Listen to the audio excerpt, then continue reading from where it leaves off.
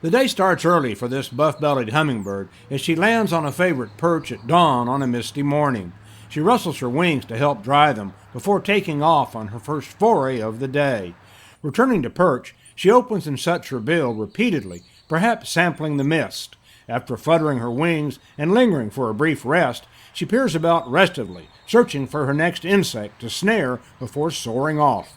While it is approaching peak spring migration in the Rio Grande Valley, with swarms of ruby-throated hummingbirds and others funneling through deep South Texas on their way to northern breeding grounds, resident buff-bellied hummers are already raising young.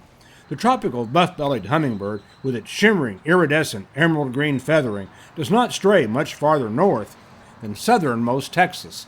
And while migrating ruby-throats may travel thousands of miles to nest as far north as Canada, many valley buff-bellies nest right here where they live year-round. The female does all the work, constructing a tiny cup of a nest fashioned with down and weaved with strands of spider silk adorned with lichens.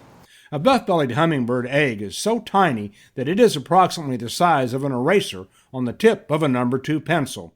Once it hatches, the little hummer develops quickly and is ready to fledge in some 3 weeks. The male is pretty much an absentee father, as the female does all the nest building and handles all the feeding. Hummingbirds usually raise 2 young, but this nest contains only 1. Each time she arrives with a meal, the youngster performs a death-defying act of sword swallowing as she thrusts her bill into juniors, regurgitating a rich mix of pollen and insect. Her dedicated efforts at single parenting are about to pay off, as this little hummer is helicoptering on the verge of lifting off.